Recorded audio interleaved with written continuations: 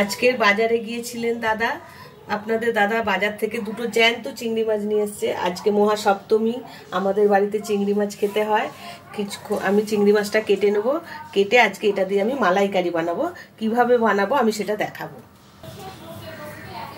চিংড়ি মাছ আমাদের করতেই হয় এই সপ্তমীর দিনকে। কেটে বেছে এখন নুন হলুদ মাখিয়ে আমি মাছটা রাখলাম, ভেজে নেব।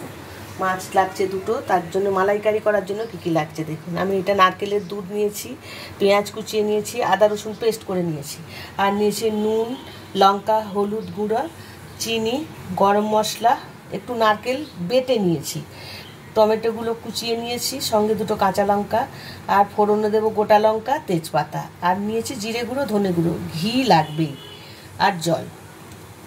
এখন গ্যাসটা জেলে আমি মাছগুলো ভেজে নেব। আমি তেলটা এখন কড়াইতে ঢেলে দিলাম। তেলটা গরম হলে মাছটা আমি ভেজে নেব। তেলটা গরম হয়ে গেছে, এখন আমি চিংড়ি মাছ দুটো ভালো করে ভেজে নেব।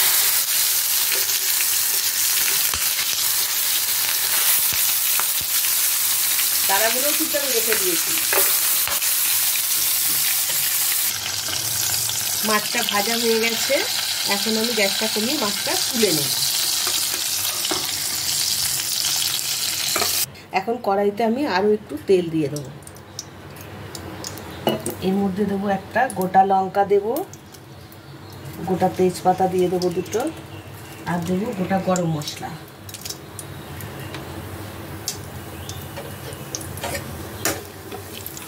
এখন দিয়ে দেবো পেঁয়াজ কুচানো কিছুটা। পেঁয়াজটা একটু লাল লাল করে ভেজে নেব, তারপরে আদা মশলাগুলো আমি দেবো এর মধ্যে। পেঁয়াজটা আমার লাল লাল হয়ে গেছে, এখন আমি নারকেল বাটাটা দেবো।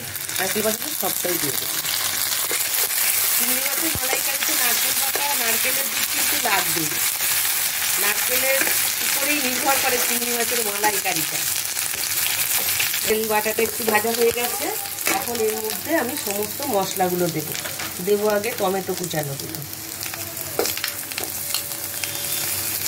দেবো আদা রসুনের পেস্ট 2 চামচের মতো দিয়ে দিলাম, 2 চামচ 2 চামচ ঠিক আছে।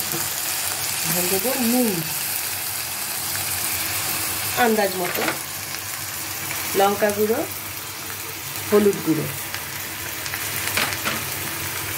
দেবো সামান্য জিরের গুঁড়ো, আর সামান্য ধনের গুঁড়ো। এখন এই সব মশলাগুলো দিয়ে আমি ভালো করে একটু কষিয়ে নেব।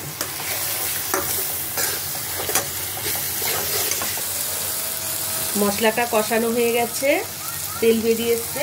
এখন আমি দেবো সামান্য চিনি, একদম সামান্য। অনেকে মিষ্টি মিষ্টি খায়, তারা সেইভাবে দেবেন। আমি সামান্য কোনো চিনি দিই, আমরা খুব একটা মিষ্টি রান্না পছন্দ করি না। আর একটা দেবো কাঁচা লঙ্কা। যে যেমন মিষ্টি খাবেন, চিনি মালাইকারি একটু মিষ্টি মিষ্টি লাগে। এখন আমি দেবো এই নারকেলের দুধটা, সব দিয়ে দেবো। ভালো করে একটু ফুটিয়ে নেব, নিয়ে মাছগুলো আমি তুলে দেবো। ঝোলটা ফুটে গেছে দেখুন, এখন আমি মাছগুলো ছেড়ে দেবো এই ঝোলের মধ্যে।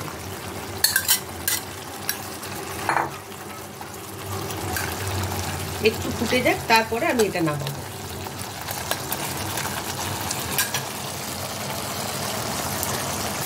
রেডি হয়ে গেছে চিংড়ি মাছের মালাইকারি। এখন দেবো আমি 1 চামচ ঘি, দেবো উপর থেকে। মাছের উপরে আমি 1 চামচ ঘি ছেড়ে দেবো, আর দেবো সামান্য একটু গরম মশলা উপর থেকে। রেডি হয়ে গেছে চিংড়ি মাছের মালাইকারি। এখন আমি গ্যাসটা বন্ধ করে এটা এখন আমি নামিয়ে নেব। চিংড়ি মাছের মালাইকারি ঢেলে নিয়েছি, রেডি হয়ে গেছে চিংড়ি মাছের মালাইকারি। এটা সরু চালের ভাত আর মালাইকারি দারুণ লাগবে, একদম ফাটাফাটি।